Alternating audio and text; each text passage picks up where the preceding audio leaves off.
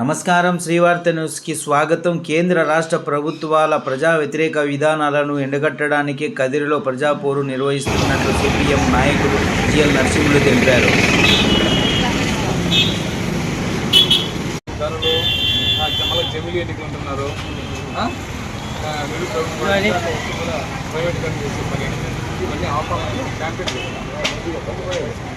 జగన్ ఆపుతా ఉన్నాడు.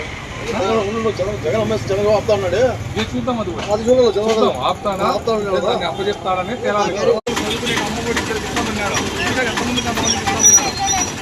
అమ్మఒడికి తర్వాత వీళ్ళకి ఇచ్చే డబ్బులు బాగానే సారా ఇంట్లో మాత్రం తెచ్చేసి వీళ్ళకి ఇచ్చే డబ్బులు సారా ఇంట్లో మాత్రం బాగా కొత్త కొత్త బ్రాండ్లు తెచ్చిపెట్టాడు.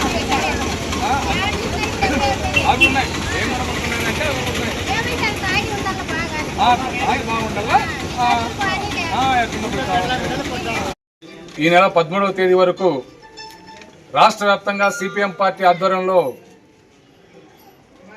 పెరుగుతున్న నిత్యావసర సరుకుల ధరలు తగ్గించాలని చెప్పి, అలాగే ఏదైతే ఈ రాష్ట్రానికి తలమానికంగా ఉన్నటువంటి విశాఖ ఉక్కు ప్రైవేటులను ఆపాలని, ఈ మధ్య కాలంలో దేశవ్యాప్తంగా మహిళలపైన పిల్లలపైన జరుగుతున్న అఘాయిత్యాలను అరికట్టాలని చెప్పి, అలాగే కేంద్ర ప్రభుత్వం ఇప్పుడు తీసుకొచ్చినటువంటి కొత్త పాట జమిలీ ఎన్నికలు నిర్వహించాలి, ఈ దేశంలో ఒకే దేశం ఒకే ఎన్నిక ఉండాలని చెప్పినటువంటి విధానాన్ని ఆపాలని చెప్పి, అలాగే ఇప్పుడైతే ఏదైతే విద్యుత్ ఛార్జీలు పెంచుతామని చెప్పేసి ట్రూ అప్ ఛార్జీల పేరుతో దాదాపు 10,000 కోట్ల రూపాయలకు పైగా విద్యుత్ ఛార్జీలు పెంచాలనే ఆలోచనని ప్రభుత్వం చేసింది. దాన్ని విరమించుకోవాలని చెప్పి డిమాండ్ చేస్తూ ప్రజాపోరు ద్వారా క్యాంపెయిన్ నిర్వహిస్తా ఉన్నాం.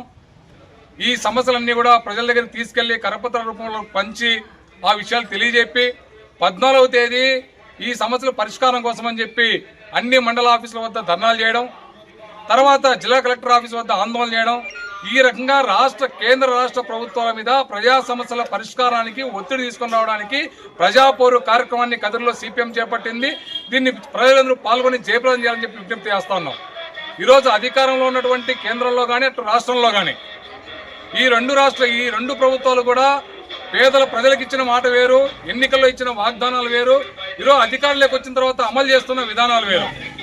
ధరలు పెంచమని చెప్పారు, ధరలు నియంత్రిస్తామని చెప్పారు, అలాగే ఎటువంటి భారాలు వేయకుండా ఈ దేశాన్ని పాలిస్తామని చెప్పి కేంద్రం చెప్పింది. ఈ రాష్ట్రంలో కూడా పేదలపైన ఎటువంటి భారాలు వేయకుండా గతంలో ఉన్నటువంటి వైసీపీ ప్రభుత్వానికి భిన్నంగా మేము పరిపాలన అందిస్తామని చెప్పి, మా ప్రభుత్వం మంచి ప్రభుత్వం అని చెప్పి అప్పుడే ఒక కార్యక్రమాన్ని కూడా తీసుకున్నారు.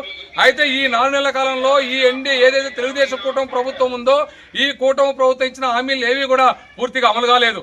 ఏదో అరకొరగా కొన్ని అమలు చేయడం, అది కూడా కొన్నింటికి బ్రహ్మముహూర్తాలు పెట్టుకొని కాలయాపన చేయడం తప్ప ఇంతవరకు సూపర్ 6గా ఏదైతే ఈ రాష్ట్రంలో అమలు చేస్తామని చెప్పారో అవి ఏవి ఇంతవరకు పూర్తిగా అమలు చేయాల. ఈ గ్యాస్ ఉచితంగా ఇస్తామన్నారు, అది కూడా దీపావళికో ఏదో ఇస్తామంటున్నారు.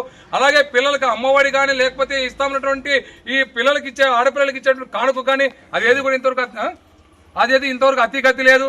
అలాగే ఈరోజు ఈ రాష్ట్రంలో మహిళలందరికీ కూడా ఉచితంగా బస్సు సౌకర్యం కల్పిస్తూ ఉన్నారు, అది కూడా ఇంతవరకు విధి విధానాలు ఏమీ చెప్పలేదు. అలాగే పిల్లలకు విద్యుత్ ఛార్జీలకు సంబంధించి ఎటువంటి ఛార్జీలు వేయము, కరెంటు ఛార్జీలు పెంచమని చెప్పినటువంటి చంద్రబాబు నాయుడు ఈరోజు ప్రభుత్వం అధికారంలోకి వచ్చిన తర్వాత మళ్ళీ దాదాపు 12,000 కోట్ల రూపాయలు విద్యుత్ ఛార్జీలు పెంచి ప్రతి ఇంటి నుంచి కూడా 1,000 రూపాయలు వసూలు చేసుకోవడానికి కరెంటు ఛార్జీల రూపంలో ట్రూ అప్ ఛార్జీల పేరు చెప్పి 12,000 కోట్ల రూపాయల భారాన్ని వేయడానికి ఈరోజు తెలుగుదేశం ప్రభుత్వం సిద్ధపడింది. అందుకని మేము చెప్పదలుచుకునే ప్రభుత్వాలకి గతంలో ఏదైతే మీరు ప్రజా సమస్యల పరిష్కారం కోసం నిలబడతామని చెప్పి ఎన్నికల్లో ఓట్లు వేయించుకుని అధికారంలోకి వచ్చిన తర్వాత మళ్ళీ ప్రజలపైన భారాలు వేస్తూ ఈరోజు ఆ రకంగా మీరు పరిపాలన చేస్తామంటే రాబోయే రోజుల్లో ఈ ప్రభుత్వానికి తగిన గుణపాఠం చెప్పక తప్పదు. అలాగే ఈ రాష్ట్రంలో ఉన్నటువంటి భవన నిర్మాణ కార్మికులకు కానీ అలాగే పేదలందరికీ కూడా ఇసుక ఉచితంగా ఇస్తామన్నారు. గతంలో జగన్ ప్రభుత్వం ఏమో ఇసుకంతా అమ్ముకుంటా ఉంది, మేము అధికారంలోకి వస్తే ఇసుక ఫ్రీగా ఇస్తాం, ఎవరైనా ఇల్లు కట్టుకోవచ్చు, మీరు మేడలు కట్టుకోవచ్చు అని చెప్పేసి బంగారు మాటలు చెప్పారు తప్ప ఈరోజు ఇసుక మాత్రం దొరకడం బంగారం అయిపోయింది. గతంలో ఉన్న రేటుకి ఏం తక్కువే లేదు. ఈరోజు ఉచిత ఇసుక అనే మాట అటకెక్కించినారు తప్ప అమలు మాత్రం జరగలేదు. అందుకనే ఈ ప్రభుత్వాలు అలాగే ఈ దేశంలో ఈరోజు కులాల పేరుతో మతాల పేరుతో అలాగే చిన్నపిల్లల పైన మహిళల పైన అఘాయిత్యాలు దాడులు పెరిగిపోతా ఉన్నా కూడా ఇంతవరకు కేంద్ర రాష్ట్ర ప్రభుత్వాలు చర్యలు తీసుకోవడంలో మేనమేస లెక్క పెడుతున్నాయి తప్ప కఠినంగా ఈ విధానాలని అణిచివేయాలనే ఆలోచన ఈ ప్రభుత్వాలు రావడం లేదు. అందుకనే ఏదైతే ఈ కేంద్ర రాష్ట్ర ప్రభుత్వం అవలంబించినటువంటి ప్రజా వ్యతిరేక విధానాలు నిరసిస్తూ రాబోయే కాలంలో సిపిఎం పార్టీ చేపట్టే పోరాటాల్లో ఆందోళనలో ప్రజలు పాల్గొనాలని కోరడానికి ఈరోజు మేము ప్రజాపోరు నిర్వహిస్తున్నాం. ఈ ప్రజాపోరు కార్యక్రమాన్ని జయప్రదం చేయాలని చెప్పేసి కదిరి పట్టణ ప్రజల్ని సిపిఎం పార్టీగా విజ్ఞప్తి చేస్తా ఉన్నాం.